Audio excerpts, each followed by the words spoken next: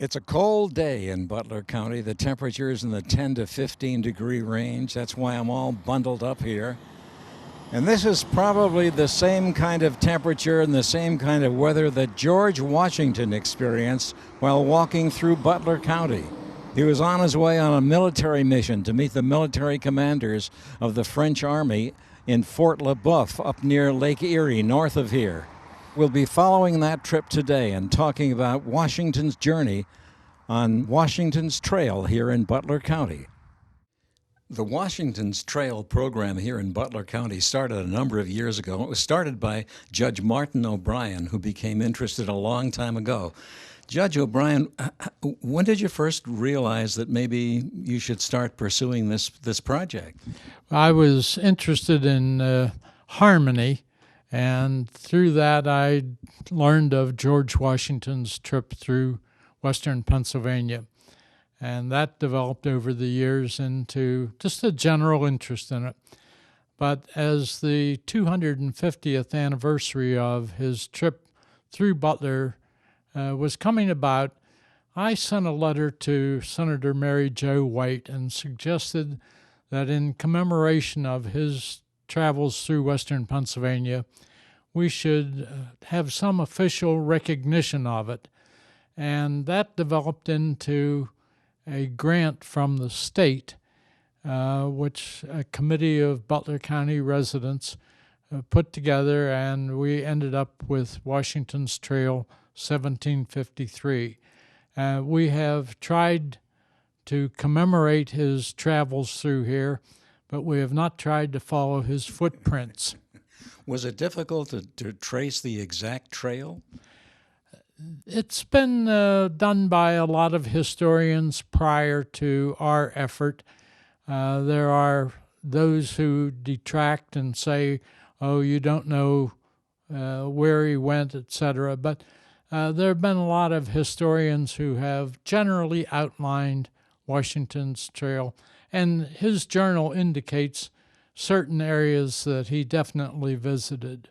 Now, he had a journal, but also Christopher Gist, who was one of his guides and companions, had another journal. Did they coincide with each other? Essentially, yes.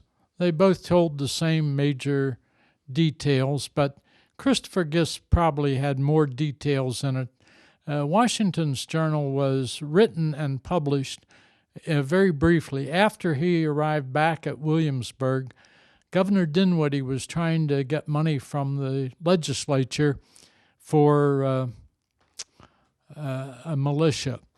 And he had Washington put his notes down on paper and publish them. Well, the published version soon went to England and became a very interesting development. So that was how the journal was originally published. Judge O'Brien, when you first heard that Washington came through this area as a Butler County resident, as a Butler County native, must have excited you. It did. I was very surprised, to tell you the truth. But down along Route 68, there is a marker which was erected in 1925 by the DAR.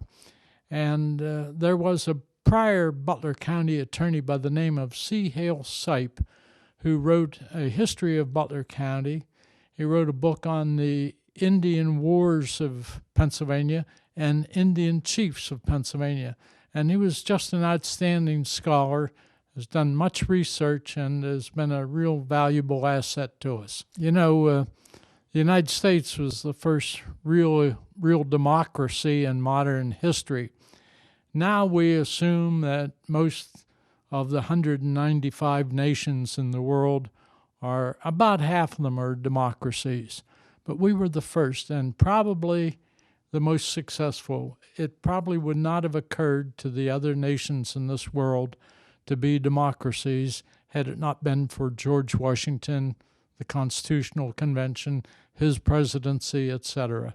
Generally, a very interesting and historic event, the shooting by an Indian at George Washington, is probably one of the most overlooked events in American history. Well, I think the significance would have to be if that Indian were successful and had shot Washington and perhaps killed him, the history of this country would have been completely different. It certainly would have. Now, the signs are all over the highways and byways here in Butler County.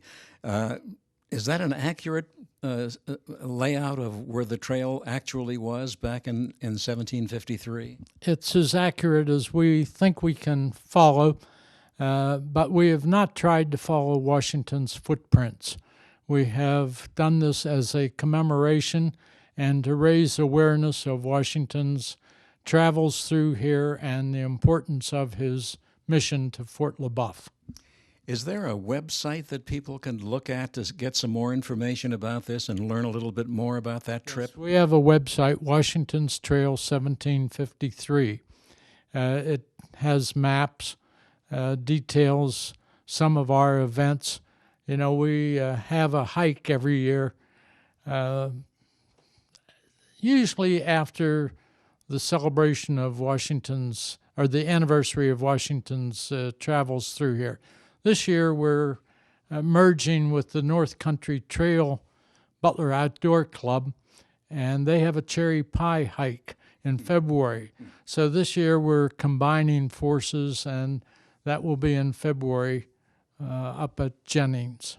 Is there some statewide and national interest in Washington's trail? Well, we're trying to generate some national interest in it. Through Congressman Mike Kelly, we have obtained a grant from the National Park Service called an assistance grant to delve into the history of Washington's trip through here.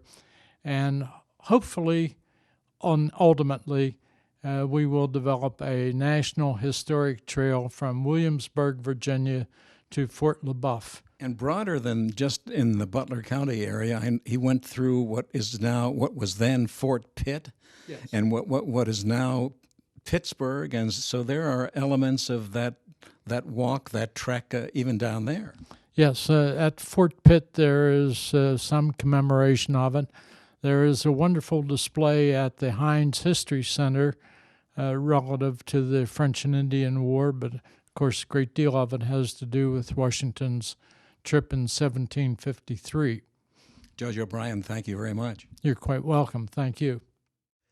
So we want to visualize what this Washington's Trail was about, what it was like, what conditions were in this area of western Pennsylvania, and why the trip from Williamsburg, Virginia to Fort LaBeouf up near Lake Erie was taken at all, what the reason for it was. So we've asked Professor Brady Kreitzer from Robert Morris University to join us. He wrote 4 books about this whole area. So, Professor, what was it like here in western Pennsylvania back in the 1753 era, 25 years before the Declaration of Independence? Well, Larry, this was an area of a lot of uncertainty. I think today, living here, you can see a lot of the landscape, the trees, the mountains, the valleys, things we think are very beautiful. But if you've never been here and there are no roads, those are very treacherous obstacles. So this is a place of many peoples. It's a place of many empires. It's a place where when people thought about the new world and the future it would bring, this was an area that remained kind of a dark spot for them because they knew Boston, they knew Philadelphia. But then you hit the mountains, the Appalachians, and beyond that is a lot of questions that need to be answered. And as we'll see, usually they're answered at the point of sword. So George Washington was a British soldier then. He was not a general yet. He was not the president of the United States yet. He was a young 21-year-old soldier. Why was he selected, and what was his mission? Washington's chosen because he comes from a life of privilege. Virginia, when you think about colonial America, is where the richest of the richest people live. Large tobacco plantations. Washington's older brother was one of the most powerful men in the colony. He was part of a landholding group we call the Ohio Company of Virginia. To give you some idea of how powerful this is, you have the actual governor of Virginia as part of it as well. But they would speculate land. They would hope to make their fortune on selling land based on the uncertainty we talked about. In the 1750s, with Britain fully believing this area, western Pennsylvania, parts of Ohio, today we call it the Ohio Country, was theirs, the French began building forts because this area played into their imperial vision as well. And this led the Ohio Company of Virginia to send a mission to confront the French officers in those forts, to remind them this is British territory and that they should leave or else. Washington was a good candidate because his brother was part of this group. He actually passed away the year before, and Washington was one of these young men who hoped to elevate himself in this British military world. So, as an officer in the British Army, he was sent to talk to the French at Fort Le Boeuf to convince them of what? This is an area, and this is confusing for a lot of people, so it's a little bit of history we can talk about. But this is a time period of what we call gesture politics. And what that means is words say one thing, action says more. Think about the Boston Tea Party 20 years later, throwing tea into the harbor. It's actually doing something, showing something. And that's what this mission was. Washington had never wore a military uniform in his life. He never served a day in his life. He was given a major's commission. So it's good to be well connected in the 1750s. And his entire reason for doing this was to march to the southernmost French fort, what is today Waterford, Pennsylvania, Fort Le Boeuf, and deliver a letter to the French commander saying, we are asking you to leave. This is sort of our gesture. It's almost done just to show that they tried, because they probably knew open hostilities were coming. So he showed them a letter, so he didn't have to discuss anything with them, didn't have to be a diplomat of any kind? The governor said, and again, what we've talked about, he has to speak with Indians. Washington's never seen an Indian before. He has to meet with a French commander. He doesn't speak French. The reason he was given this commission, it was very, I would say, low risk. The governor said he was a glorified mailman. It would look good on his resume. It would show he had some foreign policy experience. It would get his foot in the door. But wouldn't Washington be a little concerned knowing this is the wilderness? There were Indians here, Native Americans. It was a hostile area, unsurveyed area. Wouldn't that give him some pause? That would give anybody pause. Washington was very fortunate, and again, the people who gave him this assignment were very forward-thinking, to give him a group of about a dozen men who were roughnecks. They lived in this area. They dealt with Indians before. They spoke many Indian languages. They knew how to survive. And really their mission was to keep him alive, because he was going to be a major player in the future plans of Virginia. So how many people were in the party? Washington's party has about a dozen people total. 3 of them are local Indian allies of the British. But again, these are people who are experienced in this region, vastly more so than Washington. He's never stepped foot in this region until November of 1753. And it was these people who would fill in the gaps, I think you could say, the experience gaps that Washington didn't have. What kind of difficulties did they see? Imagine stepping outside in western Pennsylvania in the middle of the wintertime with only the supplies on your back and a very vague sense of direction of where you're going. No car, no heat, no electricity. Right away, your biggest enemy is the elements. But on top of that, you have a lot of Indians who live in this region. We call them the Ohio Indians. You have the Shawnee, the Delaware, the Mingo. And these are French allied Indians. And when Washington's walking around in his bright red coat, that's a very big target on his back. So there were some dangers, and I understand that he was shot at by an Indian somewhere in western Pennsylvania, somewhere here in Butler County. Somewhere very close by. Washington, after delivering his letter to the French commander, is politely asked to leave. The French give him supplies to get back south because, again, it's very much a gentleman's game at this point. But on his way down near a place called Murdering Town, and if you ever see a place called Murdering Town, maybe not the best place to stop. Washington is attacked by an unknown Indian guide, a person who sort of lures him off into the wilderness of Butler County and takes about 10 steps ahead of him and takes a shot at him with a musket. He misses him by about a foot. But odds are, if that bullet finds its mark, we all have different passports. Well, if Washington had these other people with him, other Indian guides, and I guess Christopher Gist was another guide that came along, wouldn't they protect him from that Indian coming out of the woods and taking a shot? That's an important point. Once they reached the French Fort Le Boeuf in Waterford, Washington actually split his party. He felt he could move faster with the French commander's response. So they were a party of 2 at that point. It was George Washington and it was Christopher Gist. All right, this happened, and Washington came back and went back to Williamsburg, Virginia. What was the long-term result of all of that trip? Did it do any good? That could be explained in a lot of different ways, but we'll make it very simple. Nobody I think, but Washington expected the French to actually leave this area. The investment they made building forts here in what is today Erie and Franklin and Waterford was the biggest investment that the French had made in North America. So most of the diplomats and politicians and businessmen who sent Washington knew the result before it was over. The French weren't going anywhere.